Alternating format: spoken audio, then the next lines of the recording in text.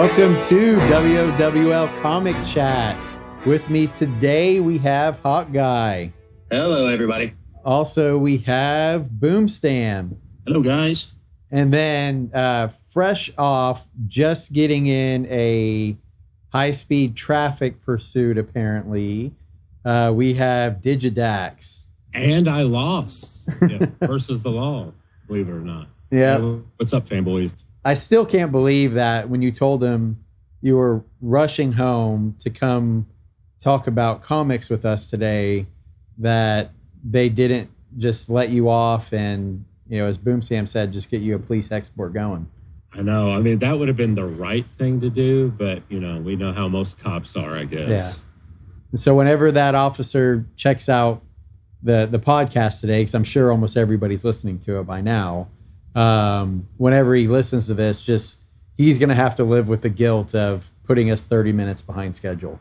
The dozens and dozens of the Comic Chat fans out there. Awesome. All right, so we do have a big lineup today. You know, Hawkeye does a great job of keeping us organized, and so yeah, we're gonna really kind of go through things in two blocks, kind of, you know, the super, you know, kind of family block, and then just the wider kind of Dawn of DC block with everything else.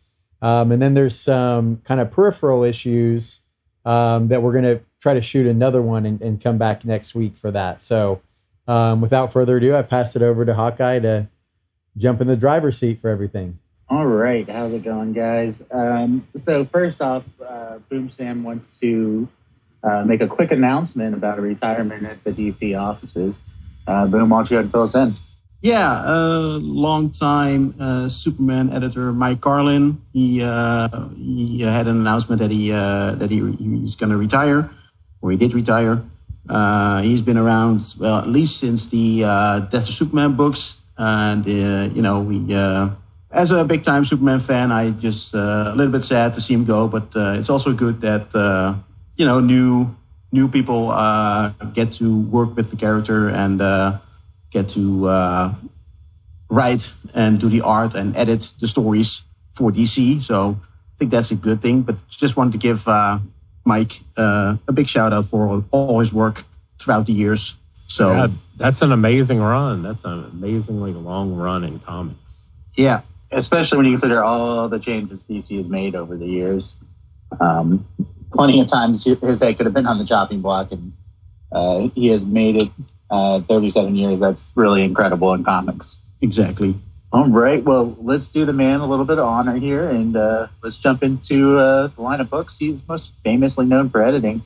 World's Finest number 15 just came out, and this was an issue that was chock full of cameos, surprises, twists and turns. I know, Berger, you said you weren't crazy about some of the stuff that they did. You want to give us that first? Actually, I actually kind of like this book. This is probably, well, there's a few things that I didn't like, but overall I kind of like the direction it's going, and it's going to be interesting to see, you know, what was his New Mazo? That was his name, if I remember correctly. Yeah, New Mazo. Yep. So very original. But you know, it looks like a Mazo kind of 2.0. And so for everybody that, you know, is listening, a Mazo at one point, you know, was this android that they created that could duplicate anybody's powers around him. So it, you know, took the, you know, entire Justice League kind of, you know, leveraging some of their own kind of weaknesses and exploiting some of the things that you know, they struggle with, but ultimately working together as a team, but the entire Justice League to be able to take him down. And now in this new comic, you know, it kind of builds up, right? Like you have Superman kind of fighting a Ultramorpho, Superman and Robin going one direction to kind of try to figure it out what's going on, so that, you know, they fight Ultramorpho. What I didn't really agree with is, you know, you kind of have like Robin kind of being like the voice of reason in it. with him and Superman, and I'm like, Yeah. okay, when does that really happen? And so I that's one part that I didn't really agree with, but I like the fact that they're making some pretty powerful new foes with it, right? And then you have Ultra Morpho. Kind of turns out he's being his strings are being pulled by the new Mazo, and so at the end you kind of see new Mazo looks like his own little I don't know, kind of sweatshop being built. Prison camp. Yeah, where he has all of these, top brains, villains, like a bunch of people there, kind of assembling things and kind of working in this little warehouse that he has, and they're all have power suppressing neck collars on. And so, yeah, I kind overall I like it, but one thing that I was just sitting there kind of scratching my head, being like, when the hell is Robin like the voice of reason between Superman and Robin? But well, I kind of want to push back a little bit on that because Batman was off with Metamorpho. Who was it again? With the other Metamorpho, yeah. And Superman was with Robin and. Later, Metamorpho joined them, but out of the three that were fighting, Robin was the one trained by Batman, so it would make sense that he would be the strategic one and the the one to initiate a retreat, because he would see that it was a battle they couldn't win. So I thought that made a little bit more sense than like Metamorpho calling the shots or something like that. Well, and this is the Dick Grayson version of Robin. Yeah, exactly. Also, I also thought that was a little bit weird that an android would need like a, like you said, Berger, like a sweatshop or a prison camp. Hopefully that will be revealed in the next coming issues. The other thing that I really liked was, the new Ultra Mazo was able to synthesize or use the elements to create kryptonite that hasn't been done before, and I really liked how they incorporated both Metamorpho as a shield, where he uses he basically created the suit for Superman to withstand that radiation, and how they use the Metal Men, all the androids from the Metal Men they used as a special coating for Batman's armor. With the gold and the iron and everything that they kind of stuck to the battle armor that Batman wore. No, that was Batman. I thought it was give Voltron. him a little bit of an edge in battle. I thought it was Voltron when he first busted in. I didn't realize it was Batman. No, it was Batman, but I thought that was really cool. Yeah, I've always said that if the Metal Men end up joining DCL, that's how it needs to be done. All the Metal Men as like one character. Like bonded to Doc Magnus. So I definitely thought that was awesome to see. I loved seeing the Doom Patrol, Challengers of the Unknown. Yeah, that was really cool. We also get a cameo from Red Tornado in Kentucky. For some reason, he's in Kentucky. I don't know why. Yeah, but that was part of the whole, they had a whole robot uprising kind of vibe. All the robots, all the androids, they kind of, went haywire. That's what the book started with. It started with Red Tornado kind of, going crazy. And then you saw all the other cameos, like with the Challengers. They were also fighting robots. So everybody was, Robin was trying to recruit help. They were trying to get help also from the Titans, but they were all busy with other robot kind that went haywire. Robot Man is also possessed. Yeah, towards the end of the fight as well, when the Doom exactly. And Red Tornado was in Kentucky saving people from the flood. That's why he was in Kentucky. All right, I think we covered that issue pretty nicely. I think that Mark Waid is just flexing right now in that book. It's really nice to see him back at DC writing some of his best stuff. Moving on, what were you guys' thoughts on issue 4 of Super? When it started with, Silver Banshee, and this is the Silver Banshee that we got in the new 52, with the shorter hair and a little bit younger version of her, I think. and she was making toast, and she was calling out for her like turtle man, and I immediately knew it was Jimmy. But I was like, okay, so those two are a couple, a thing. That kind of took me by surprise, but I kind of liked the pairing. Jimmy Olsen dating a supervillain. That's pretty funny. Well, and the ongoing story of this graft going around and enhancing. Does anyone else think he looks like Howard Stern meets Marilyn Manson a little bit? I don't know. I can see it a little bit. If you look really hard, yeah.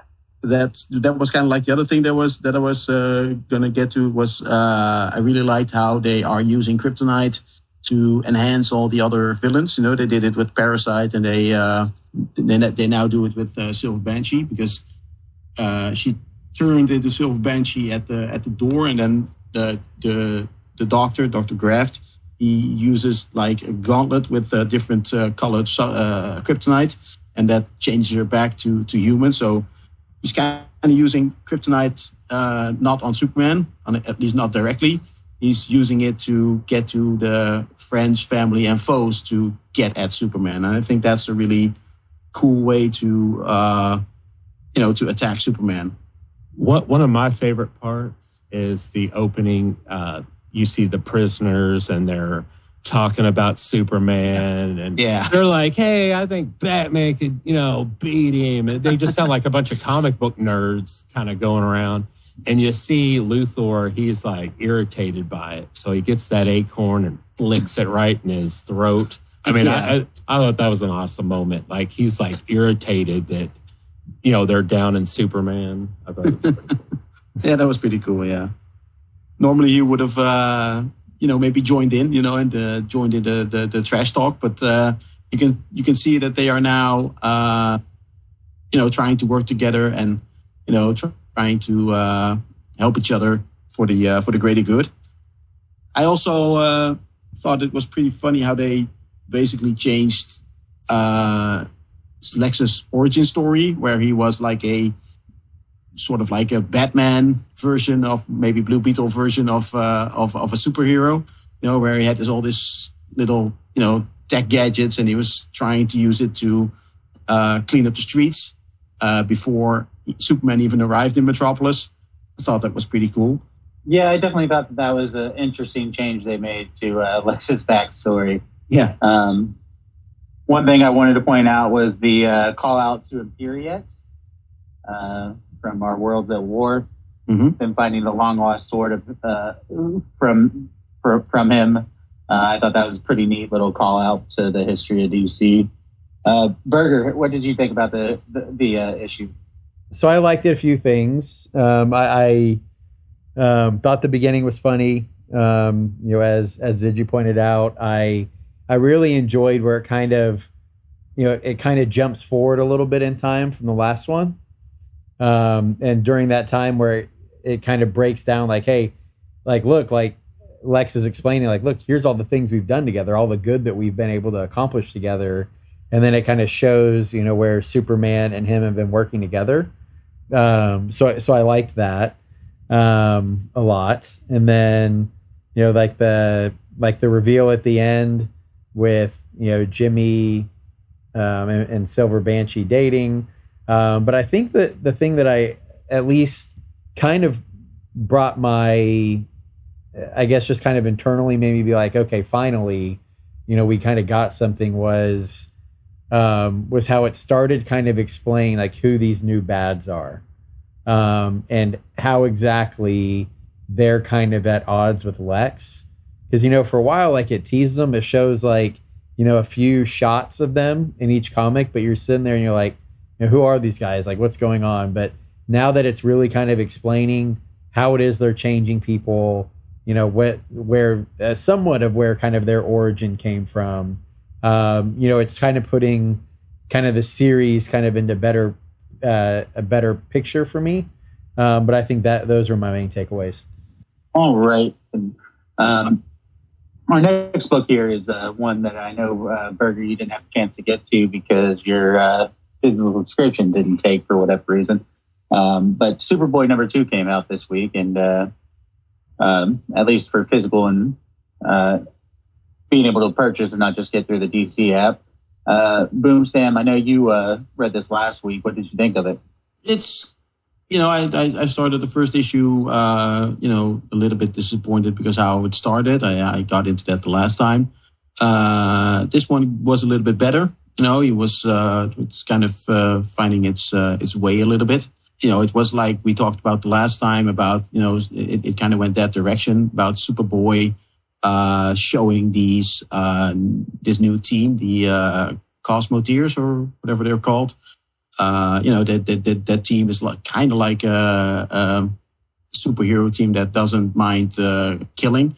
And it's a little bit about how Superboy is showing them a better way, and showing them that they don't have to kill to subdue their enemies. So I kind of like that about the book, and I really like the ending where Superboy is on the nose of a spaceship and sucker punching I think it was the Kunt Empire ships. It was like the Dominator. The Dominators, and you were just smashing them away. That I kind of like that part of it. So I think the book is finding its feet and getting a little bit more traction, and I hope they keep it up.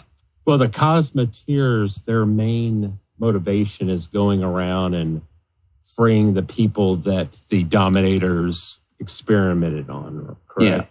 Yeah. Yes, that's true. They didn't know if Connor was with them at first or not, so I think that was their.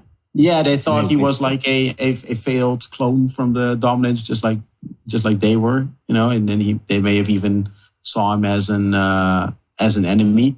But like the super he is, he's showing them the way a little bit. Oh, they look very Dragon Ball Z-esque to me, a lot of these Cosmoteers. Yeah, I could definitely see that. Me personally, one thing I wanted to comment was this backup story in this issue that was kind of they're doing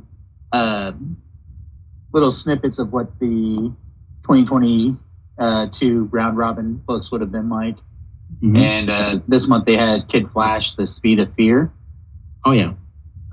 Which has Reverse Flash as a Yellow Lantern, but it is amongst one of the most poorly written dialogue and monologue I've ever read in a DC comic book. So I thought it was really cool to see him pop up as a Yellow Lantern, but man, I'm really glad that book didn't end up winning that competition. So what you're saying is it's as bad as the DC Legends stories they give us on the weekly? Slightly better, just because they're not saying they vanished instead of they were banished. A few less typos for sure. But all right, that book's starting to find its legs a little bit. I'm excited to see where issue 3 is heading. Why don't we jump back over to Berger, since you had to sit that one out? Berger, what did you think of Action Comics 1055 with the return of everybody's favorite villain, Cyborg Superman? Definitely the creepiest. Yeah, no, look, I liked a lot of parts of this episode, or the comic. You have brings back Eradicator. So in this comic you're seeing really like everybody from the reign of Superman kind of popping back up, which is really kind of cool for everybody that was reading comics in the early to mid 90s and having that run after Death of Superman. So it's pretty cool where you're sitting there reading and you see like Steel, or at least Natasha, even though she wasn't in there, that you have Eradicator, Superboy, and Cyborg Superman, so Hank Henshaw. So that was kind of cool. I liked how you kind of have this small conversation after they brought Eradicator back to kind of say, hey, Eradicator, can you hunt down any traces of Krypton that are on Earth? At first he's like, yeah, you want me to dispose of, the half breed, which is John, and then the I forgot how he put it, but basically like the poorly made clone, which is Connor. And so they, kind of talk through that. But while they're going, like they have this like little side conversation, right? So Eradicator's leading them there. And you have, the two kids, that Superman brought back from War, and they're kind of like, why are we with the Unmade, which is, in the War storyline, that was everybody that, would kind of be like cybernetic, right? And so why are you partnering with Metallo? Yeah. And so, that kind of goes into Metallo's, backstory, and, starts to kind of, while he'll always be a supervillain, right? Because of the decisions he made, it starts to kind of show like kind of what put him on this path, and, how he got to where he is. And so, I liked that breakdown. And yeah, I mean, like really like for the book, like I love the way it's going. I personally, I don't know what benefit having Metallo's sister in here really is, other than just kind of like Cyborg Superman saying, hey, look at what I can do, just to kind of play mind games with Metallo, which I don't know why that's really necessary. But you have that, and then I like the subsequent books. I liked the Dawnbreaker one a lot, but then the Steel one, I don't know. Like I don't think I'm a, just kind of the whole time I'm just like, why is this important? But I did like how at the end it kind of leads up to Mr. Terrific and John Henry Irons kind of standing face to face. So yeah, I thought it was.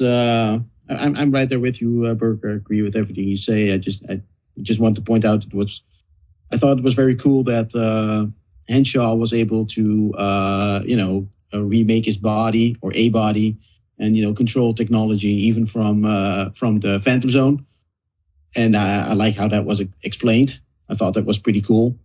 Oh yeah, Lex, right? One thing about Metallo, trying to be more heroic, he even tells the twins that, he understands why the sister is standing up for the brother. He goes, that reminds me of me and my sister.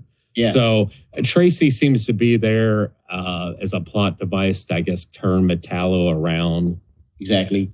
And, the sister was used by, it turns out now, Cyborg Superman, but he was posing as Lex Luthor. And he was using the sister as, leverage to motivate Metallo to attack Superman. So that's how it all started. Yeah, which I get that. I just don't get why does he need to turn her into what he did at the end of the comic. You mean why he turned her into like a female version of Metallo? Yeah, I just don't. That's the part where I'm just like, yeah, I don't really see what, it seems like his beef is really with Kal-El, right? As always. And so I'm just like, I don't understand this part. But well, I think it was to mostly just buy him time because, like you said, he was trying to reform his body and he had to stop early. So I think the whole Metallo approach was just a method to slow Superman down and give himself more time to rebuild. To your point, Berger, there is Connor actually does say when they first see Cyborg Superman, he goes, wow, you really do just keep getting creepier all the time. Yep. Yeah. I just want to point out I had a somewhat big problem with the Steel short at the end. Mr. Terrific's so out of character. I don't know what they're doing. I had the exact same idea. I was like, what is, Mr. Terrific's deal here? He was very hostile towards Steel. It felt like out of character for him. Because you also saw Mr. Terrific in the Flash book, and he was really trying to help everybody, and he was trying to make the world a better place and everything, and he was really trying to help the Flash, and he was just a great guy in the Flash book. And at the end, at the Steel story, he really felt like not a very nice person. Are we going to bleep that out? Yeah, you can bleep that out. He looked like a big beep and a beep. I'll tell you one thing. The thing that stood out to me is I want that freaking jacket that Connor is wearing at the end during that Steelworks. That's my biggest takeaway. It's like, oh crap, I want that. And they're kind of like joking back and forth. Him and Natasha still are joking back and forth about it. Just to go back here real quick to Terrific, like even his speech pattern's off. I don't know whether it's going to be an imposter or if he's just being very poorly written in this. But we'll see. We'll see where it goes. I think it's probably got at least one more part before Steelworks takes over the reins for that backup. Yeah. All right, guys. That is going to wrap us up for the Superman block here. I just wanted to say one last thing. That's part of the Doombreaker story. I mean, how cool was it to see Lois go all Mama Bear when John was taken and she got the stasis gun or something and trapped Doombreaker in stasis so Superman could, go off and rescue his son. I thought that was pretty cool to see Lois, being something other than a reporter or a mother, and just be a little bit more badass this time. Oh, yeah, for sure. It was definitely nice to see Lois pop up. And I really do like that they're going back and telling us some more stories from John's youth that was stolen from him. All right. So last check. Any last minute thoughts from you, Digi or you, Burger, on any of the Superman books? Oh, we're good. I'm good. All right. So let's go ahead and move on into our Donna DC block. And we're going to kick it off with a brand new number one, which is going to be kind of the flagship book for DC from all indications over the last few months. And that's Titans number one. Digi, what were your thoughts on this issue? Okay, well, we start off with, like most crisis books do, with something bad happening to the Flash.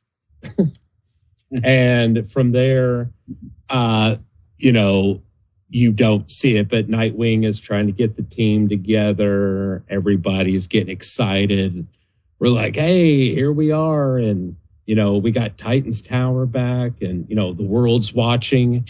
And, you get to see Raven and Beast Boy actually show public affection. He's like, they're kind of taken aback by that.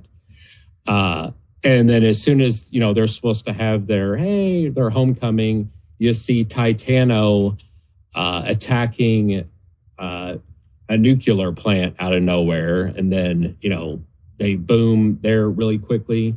I think a missed opportunity is Beast Boy could have been Godzilla to fight Titano, or almost look like, they do own that property, right? That would have been super cool. I did say that he was going to morph into something from another world, and that he uses that to make the monster that he became. So I thought that was pretty cool that he didn't choose a larger type of earthbound animal, like a souped up version of a gorilla or a crocodile or whatever. I thought it was pretty cool. And then they save the day.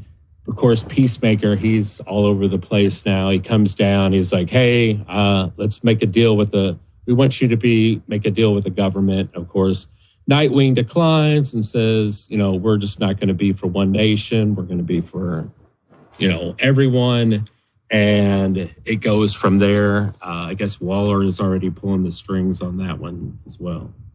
Yeah, I think, for me, I liked it. It did a good job of kind of balancing like the scope of, hey, here's why we're coming together and whose shoes we're trying to fill, right?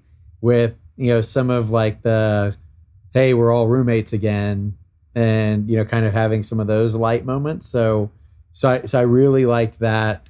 I just get this feeling like it's going to kind of turn into so I think Flash, what we saw when he got shot, was the future, right? Because towards the end of that, you see him kind of running towards the treadmill.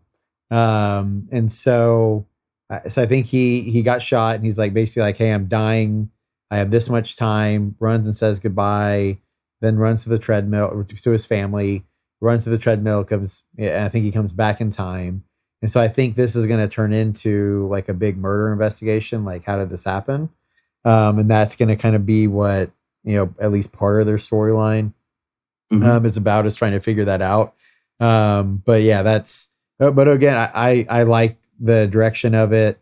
I think it's kind of setting up various different antagonists and storyline, like you would expect from a first issue, right? And so I really I like that, how you can kind of already start to see very clearly whether or not it's Amanda Waller, which you see her kind of as turning into the bad, or at least the antagonist in several different comics. But you kind of see that shaping up, them coming together as a team, the Wally storyline. Then there's also them trying to recruit some people, and some people saying no, right? And them saying no, and kind of, why are they saying no? What are they getting into? And how is that going to shape in with everything? But yeah, overall, absolutely, I really, really enjoyed this book. I really do hope that Tempest comes back around. I'm sure he will. I'm sure he will. The funniest joke so far was Nightwing tells Beast Boy, "Hey, we're all going to be back in this house. You don't have to turn into an octopus and wash the dishes that way, like in a cartoon." Yeah. That was funny. My only concern at this point is Peacemaker's showing up in a lot of books, and I just kind of worry, when are we going to hit critical mass with Peacemaker? I think he popped up in Green Arrow this week as well. So that's one thing to keep an eye out for. I wish maybe we can see a few more operatives for Amanda Waller, just to kind of spread the love a little bit. He must have a boom tube, right? He's like in every book. Yeah. All right. Speaking of Waller, we also got the Dawn of DC Primer #1 this week, or 2 weeks ago, actually, I believe now. But this just kind of sets the stakes for what's going on in the larger DC universe. Boom, why don't you walk us through what happened in this issue and tell us what you liked? Yeah. Well, it's a pretty much a book about Amanda Waller. First thing I wanted to point out that it wasn't exactly explained how she got from Earth 3, because previously we had that whole War for Earth 3 stuff going on, where she tried to take over Earth 3. That's the Earth from the crime syndicate, and it wasn't exactly explained how or why she's back. I guess she's just trying to control stuff again and everything. I thought it was pretty hardcore right from the start. Where she shot one of her own operatives in the head. Just to make a point. I thought it was really cool how it all started, and she wasn't exactly sure how the conversation was going to go until she had the news from Peacemaker that he found a piece of the Helmet of Fate, which is now all black for some reason. So we'll see how that will pan out. And like you said, it's Amanda Waller who's going up against pretty much the entire DC universe. She's trying to get rid of superheroes altogether. We'll see what happens. It was a nice start of a new story arc, if you will. Oh yeah, the person that she killed there was Codename Assassin. Yeah, I thought so. Everybody's favorite villain, Codename Assassin. Yeah, I mean that's my biggest concern with this issue, is just the fact that you loaded a pretty big gun there, as far as a Waller saying anybody who kills a superhero is going to get a pardon. So somebody's got to die. Otherwise, this is kind of a nothing burger of an issue, I feel like. What do you guys think about that? Yeah, you're right. I mean, it would be weird if they... I mean, I'm sure somebody's going to get killed, but it's probably like a... well, I'm not going... Well, I don't me to. It's probably Wally about them, but it's probably a like a B or C tier superhero that maybe get killed. They're not gonna kill off one of their A or A-list superheroes like Superman or Batman or whatever. And well, even if Wally's already died it's probably 4 times this month. So, yeah. I mean, that could have been Wally right there. Maybe it's a little foreshadowing on it. Yeah, but in Titans, he already said that he was gonna, reverse it, or fix it. I don't know. I can't remember which book Black Condor just popped up in, but I'm kind of cool with them going. If we got to kill off one, that's my pick. I'm going to go with Wolverine. I would like to see. Oh, wait. Never mind. Wrong universe. Yeah. Wrong universe there. Oh, either way, I wouldn't mind. All right. Yeah, we'll see. So that's gonna lead us into Green Arrow number 2, also known as Peacemaker number 3 for the week. Burger, what do you think of this story, and how are you liking the series so far? Yeah, I am enjoying it. It's pretty. It's cool, kind of to see like the extended Arrow family kind of all get on the same page, and you see Arsenal and Black Canary saying, "Hey, you know what? We're suiting up and we're taking it to Amanda Waller." It kind of flashes forward a little bit, and you see them just absolutely crush. One of the I guess like bases or whatever that where they're trying to hunt her down and trying to get answers. So I really enjoyed that. And I was a fan when I was younger of Quantum Leap, and that's kind of what I'm seeing in Green Arrow right now, where he's kind of jumping around from place to place with where he needs to be, and kind of making things happen as he goes. But like how he's kind of sticking to his roots. What I do think kind of sucked, and he explains how he's able to build this like massive treehouse base. And it goes back in and it shows him like cooking chili, and I guess he foraged for it or whatever. But then he's like, yeah, I keep this miniaturized base in my quiver. But then he gets pulled away from that time and gets pushed to a totally different time and place, as he kind of, again, kind of quantum leaps to his next destination. But yeah, no, I like it. It'll be interesting to kind of see as it kind of sets everything up, as Hawkeye already pointed out. Yet again, you see like this Peacemaker, and Amanda Waller thing kind of creeping over to yet another book. So again, just kind of setting it up for, just like how big of a role that they're going to play as Dawn of DC, kind of starts to mature a little bit. I was just going to say, I really liked how Ollie kind of went into how Roy settled on Arsenal for a name. Just how when everything's going down, he's going to war. I also have one question from this issue, and I'm sorry for this, Digi, but you're going to have to bleep this. Where the f*** is Connor Hawk? We just brought him back. Let's actually use him. For the beep. All right. They do mention him. I'm just going to start guessing, and I'm going to randomly beep occasionally and think you guys are going to curse. Yeah, he was mentioned. He was sort of in the book, but you didn't, see him actually do something. That was what's that funny? Was a bit of a loss. Is she's mentioning the family to him, Leon is, and she's like, we got Roy and Dinah. And she's like, and your son. He's like, oh yeah, my son. Yeah, I forgot about it. He's super important to me. I think it was like his memory of him was kind of sullen, was my takeaway. One of my favorites is when they show Ollie in this new world. He's like, I'm stranded out here in sector 8675309. And I thought that was good. And he's like, oh, that's Hal's thing. I don't know what sector this is. Yeah, what I liked was I like the reference, the kind of Star Wars reference when, the big fat, larger cat, that he called him Jabba the Cat. I thought that was funny. I loved seeing the boxing glove arrow again. I think this is the second time I saw it. And I just wanted to jump in what you said about the miniaturized base that he had. that made me think of Dragon Ball Z with the old capsule core and the click, click, and then, poof, there's a car or a house or a spaceship or whatever. And that can, kind of remind me of the Dragon Ball stuff. There is a rando hawk person there in that Fat Cat scene when you're looking at his like henchman. Yeah. Yeah. Yeah, he looked kind of disfigured. He at least was wearing a Thangarian outfit. I don't remember seeing wings though. My takeaway, I thought that it was honestly somebody had taken like the Thanagarian symbol as like a prize or something.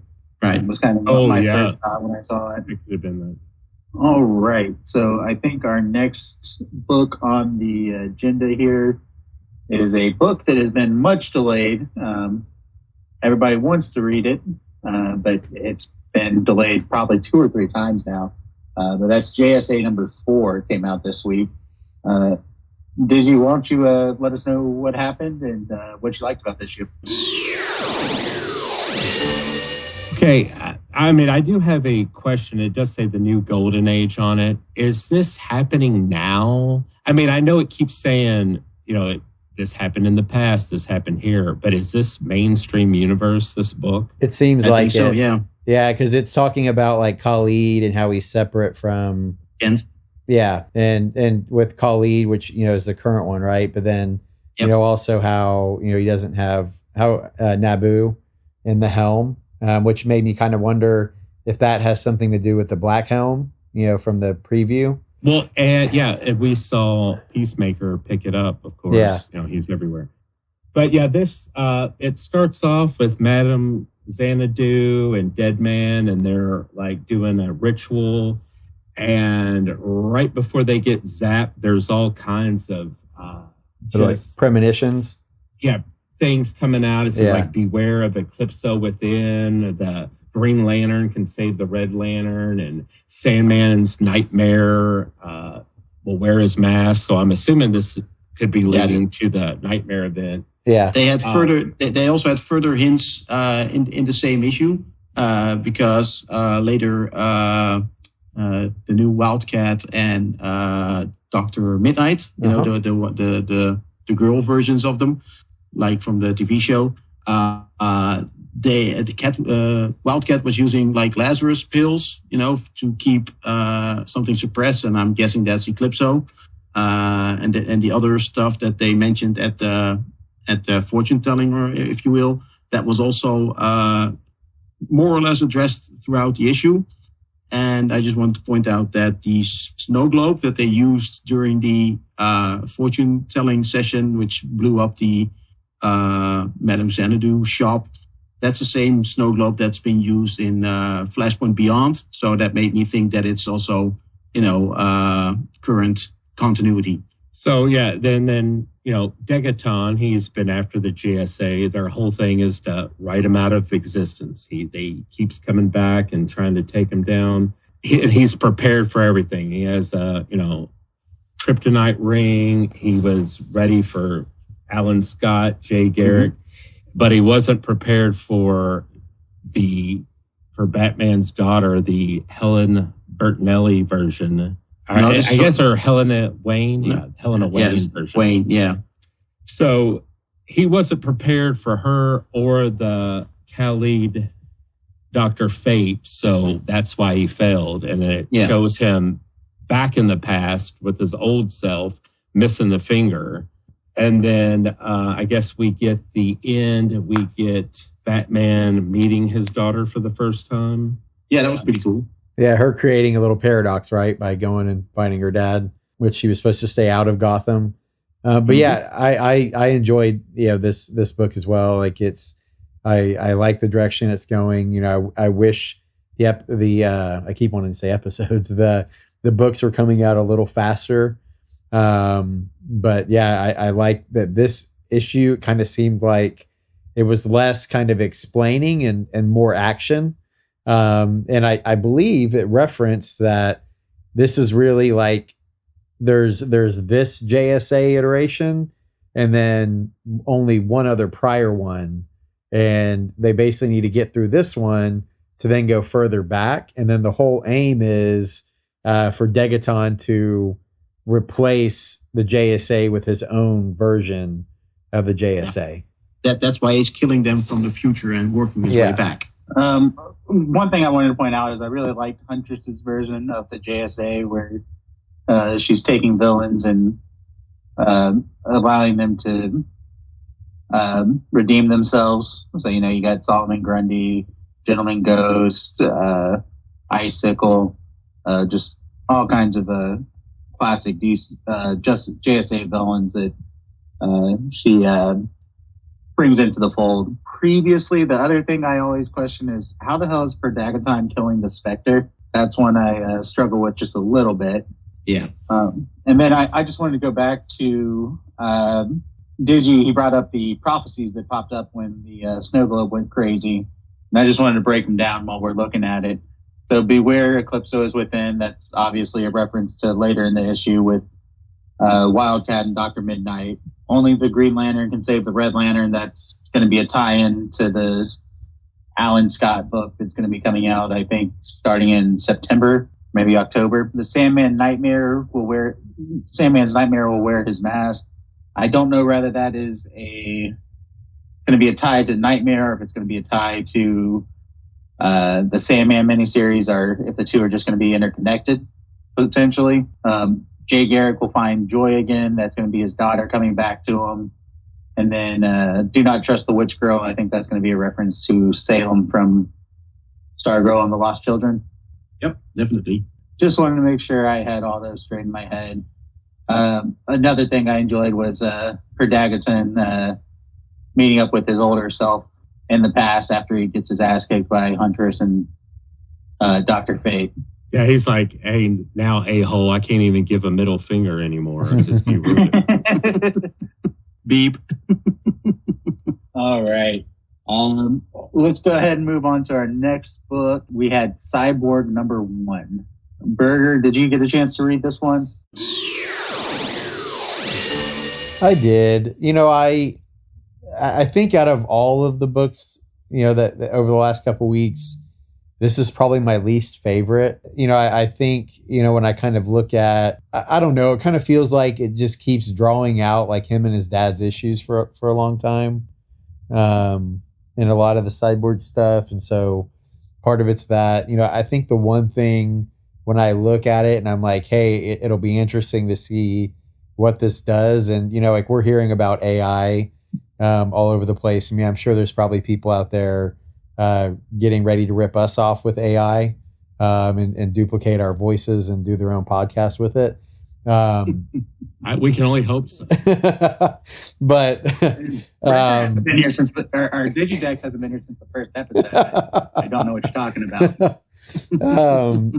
Yeah, so I do like how it's kind of setting that up, and it'll be kind of interesting to see, because this could go a lot of different ways, right? Like, is just looking at real life and how depending on what happens with AI and hey, it's making jobs easier, life easier, so on and so forth. But then like the whole doom and gloom scenario. So I think it's kind of like Terminator style, right? And so I think it's kind of interesting how it's setting that up. And it could go, I think, a lot of different ways with it. But in the book, like it kind of illustrates a little bit. You get some snapshots of how like it's making people's lives easier, in the company that's being built and being done out there in Detroit. And so I liked some of it, but again, I think it's kind of my least favorite book so far. I mean, I'll keep reading it as we go, but I wasn't like a big fan of the first book so far. One of the things I thought was funny is, he's at his dad's funeral, Silas Stone's funeral, and Wally, Barry, and Blue Beetle Ted are all wearing their masks at the funeral with a suit on, with like a regular suit, but they have their mask on. And I just thought that was kind of funny. Yeah, I'm also right there with you, Berger. I mean, I will keep reading it. I hope it gets better, but like you, there were a few things that I liked, but not a whole hell of a lot. I kind of liked how he went back to Detroit, instead of staying in Titan's Tower and, being a tie-in to that. So I hope it's really a standalone book, and I hope that like a a well-known supervillain or something becomes his nemesis, to lift the book up a little bit. We did get Gizmo and Mammoth from the... Yeah, he disposed them in like 2 seconds. So that was a little bit disappointing.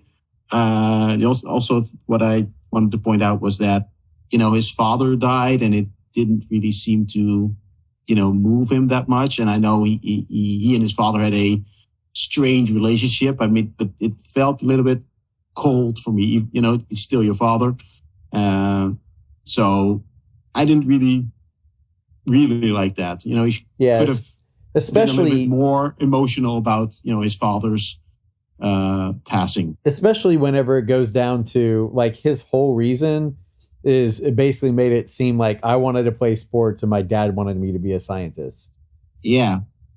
Like, I'm like, exactly. Seriously, man, like what the hell? But it's, I don't know. Well, that's one thing I will also say is that like grief does not hit everybody the same in the same exact way. Not everybody gets hit up front by it. A lot of people take a lot of time to actually start digesting their grief and dealing with it. So I don't necessarily have a problem with that, especially when, they did have a strained relationship. But, Berger kind of hits Cyborg's mini failed series kind of on the head with the hammer. Is they just never move past him and his dad's issues. Every single time you read a Cyborg series, it's me and my dad don't get along. Yeah, right? exactly. And I mean, yeah. And this book even takes it a step further because they literally kill his dad off, and then they just bring him back from the grave as, as a robot. Like, you're not getting rid of this issue. You're gonna talk about your feelings. No more sports, Cyborg. Get back.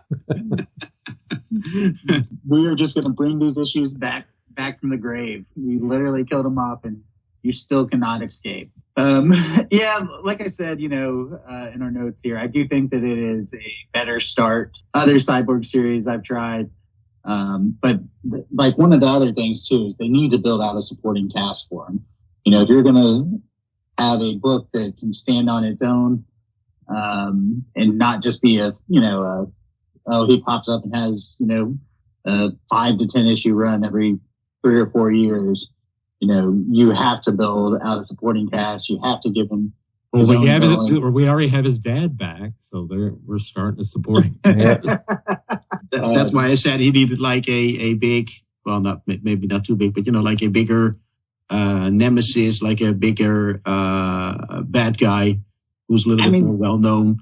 I think that would help him. For example, yeah, exactly. Bring back that guy that Waller just killed and nobody knew who he was. Exactly. Codename Assassin would have been perfect for Cyborg. That could be who the AI is, maybe. We don't know. Look at Berger bringing it all together.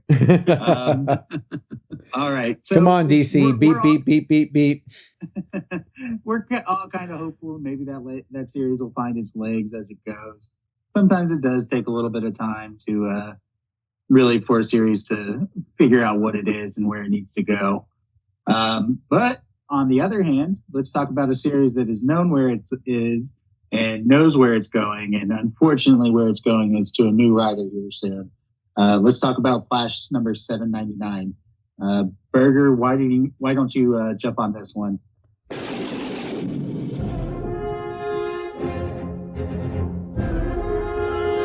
Yeah, you guys have heard me say it. I've been really liking the Flash run lately, and I think the only critique I would give of this book was it got a ton done.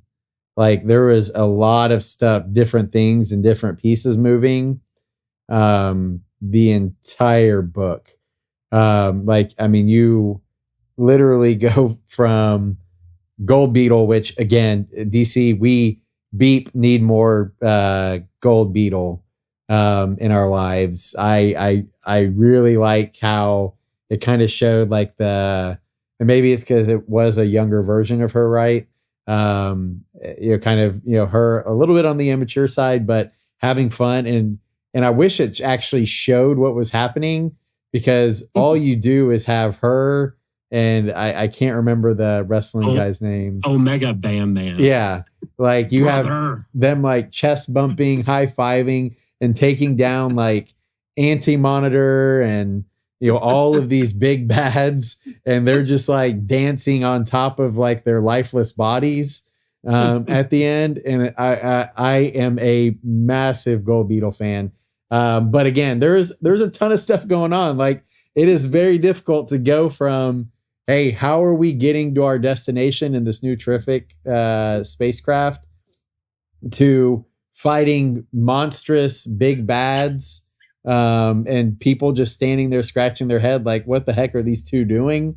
To using, I forgot what the the little stone was called, but Granny Goodness using the stone, and Flash running faster than he's supposed to be able to, I guess, to track him down. Fighting the kids of some of the superheroes. I mean, there's a ton going on in this, but I still enjoyed the book. And my big question after was, what happened in this time that it took them to get the kids back and then make it back to the timeline and the place they were originally? And because there's a big time lapse in there. And in that, it did kind of seem like there might have been, and maybe I'm just looking too far into it, but it seemed like there might have been a little bit of beef with Mr. Terrific. And maybe that could be why we're seeing that version of him in Steel. But maybe something happened on that journey to lead to that. But I really enjoy the book. But again, we need some beeping Gold Beetle in our lives, like ASAP. I just want to say this: if you're the Anti-Monitor and Omega Bam Man just kicks your beat, do you like just kind of call it quits for a little bit? Like, all right, yeah, I'm done, guys. This wrestler like beat the crap out of me. I'm done. I'm not sure if it's actually the Anti-Monitor. I think they're more like droid versions of them, but it was so much fun. And I Berger was talking about it, and I was reliving it again in my head, and I just couldn't stop laughing because it was so funny. Like, two of these maniacs, they were like so excited, and they were just, chomping at the bit, and they were just going at it and absolutely tearing these robots apart.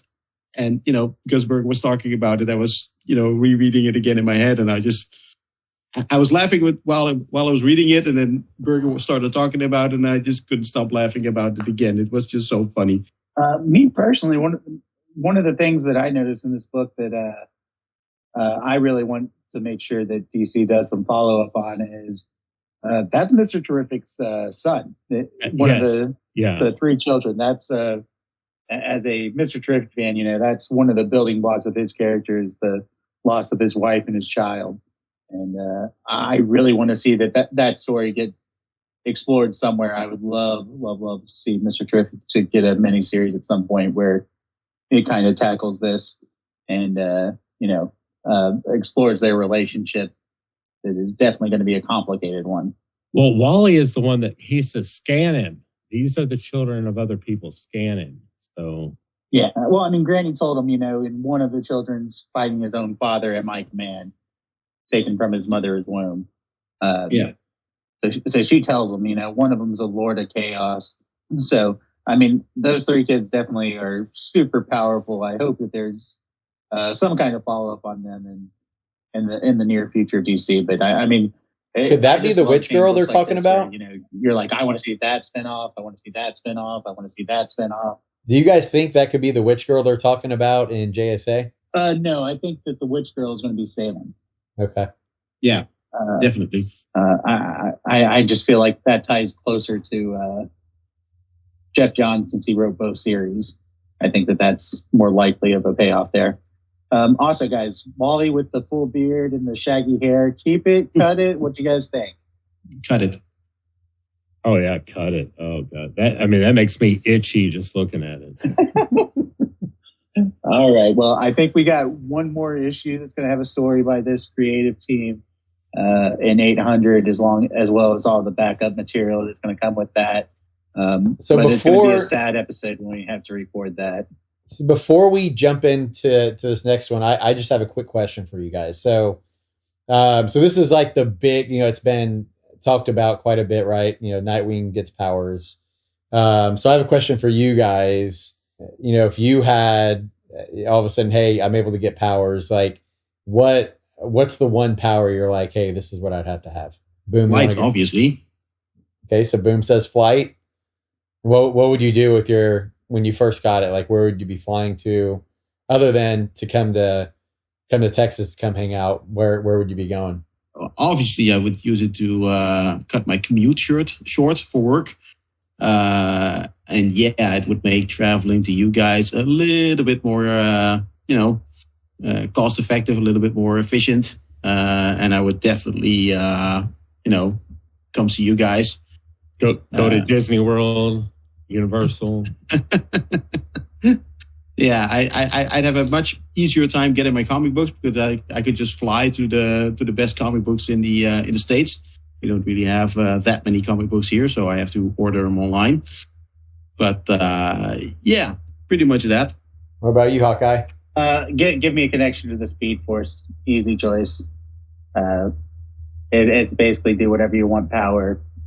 You can go backwards in time. You can get anywhere, learn anything, do anything in just a matter of seconds. You can become an expert in, engineering just by speed reading through books. You can basically stop time. It's easily the best superpower. And the first thing you would obviously do is go back in time real quick to beep us as we curse, right? Yes, that would definitely be the first thing I did with that. Okay. What about you, Digi? What the beep? I would be Good job, Hawkeye. I guess the power would be invulnerability, like not to be able to be damaged, I guess. I mean, just picking one. Yeah. My biggest, because I've thought about, obviously growing up and reading comic books being like, what power do I want? And the biggest one was I'm like, man, if I like invulnerability would be cool, right? Because, you don't have to really worry about much. But I'm like, what if somebody just stronger than me just held me down? I'm like, I'm not liking this. They just put a big rock on me or something. I'm like, what am I going to do now? And so like that's always one. But yeah, I don't know. I mean, there's so many different powers, and you look at like the big superheroes that are out there. Most of the time, like they have, multiple power sets.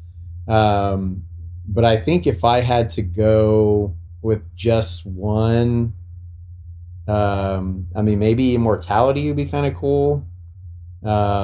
Speed Force, Vandal Savage S. Yeah, there you go. Speed Force, I think would be cool. Oh, well, this is a cheap answer. A Green Lantern ring. Oh, there you go.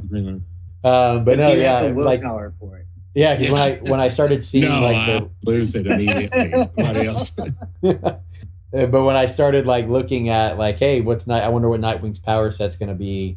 I'm just like the whole time I'm like, I wonder what power he's going to end up with as I kind of saw the teasers for it.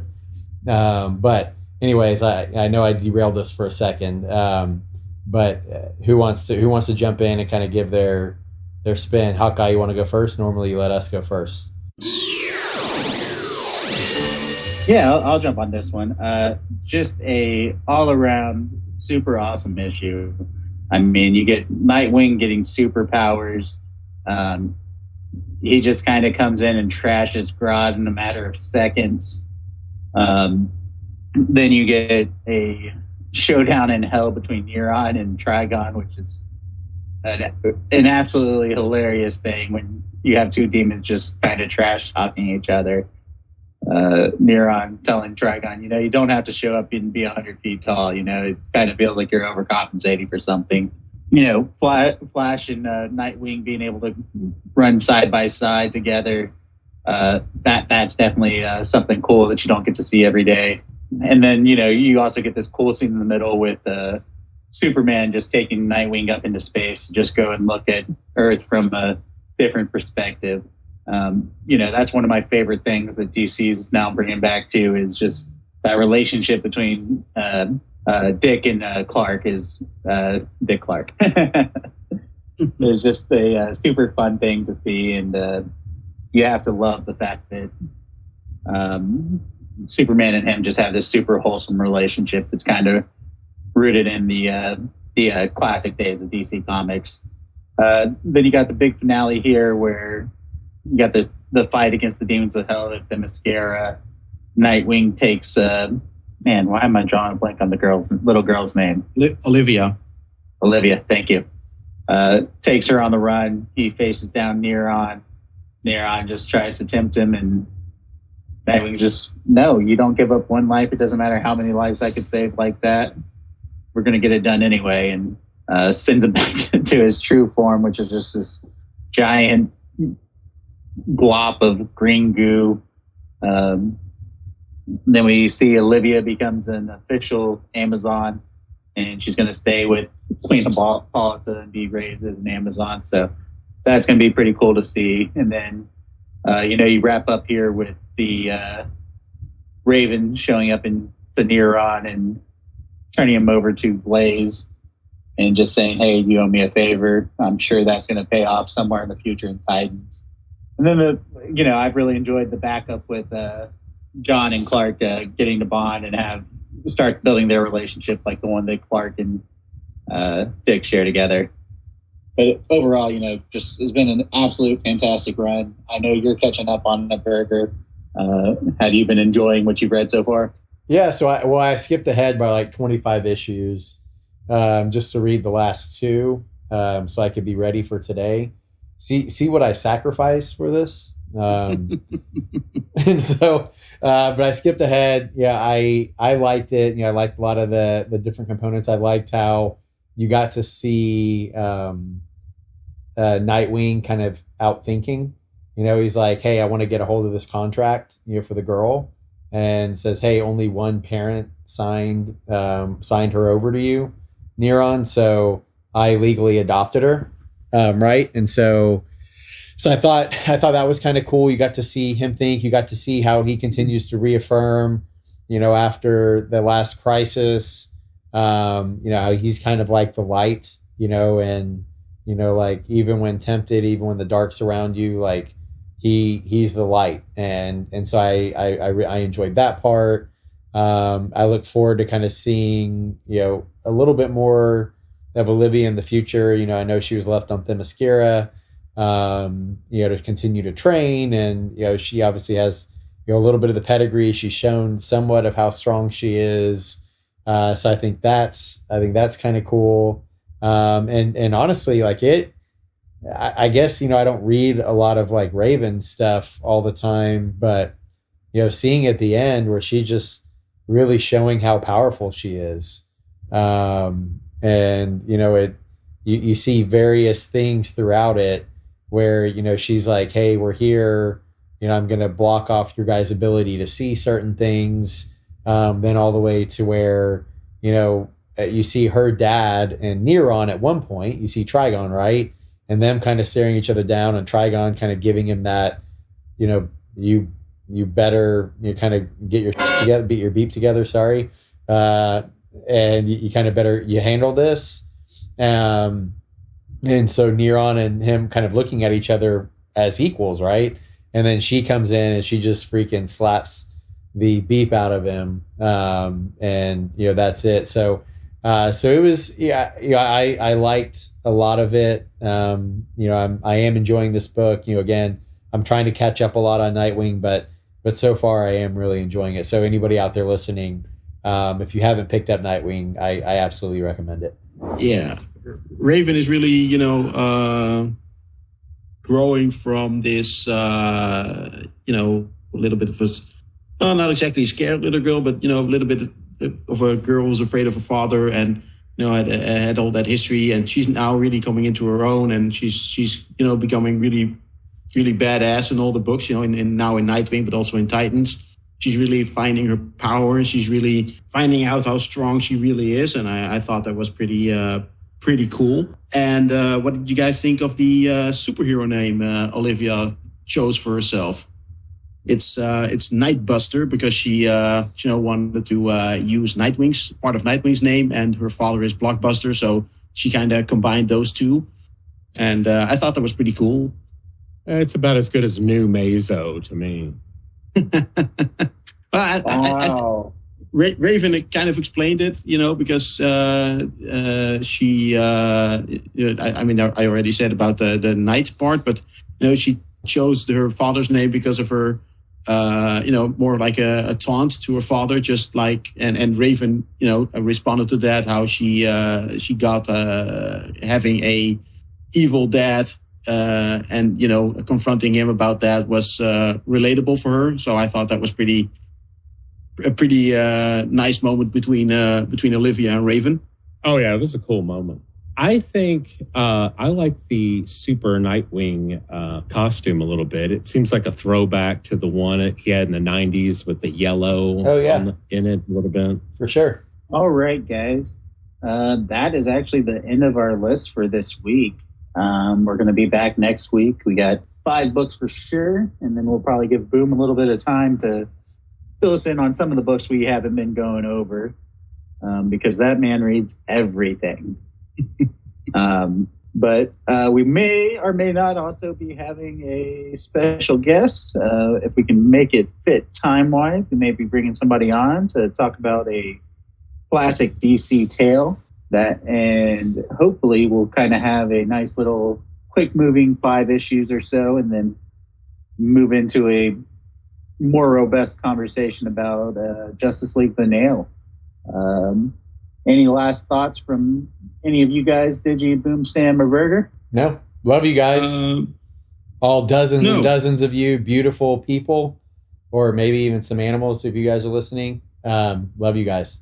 All right, Burger, why don't you go ahead and bring us on home, and we will see you guys on the next episode. Cool. Yeah, so everybody, I know we're probably going to have a few episodes coming out at once, so we'll definitely do a better job of getting them out faster and in a little better timeline, but hope you guys enjoy it, and hit us up on Discord. If you are curious how to find us on Discord, just however you're listening to us, ping WOWL.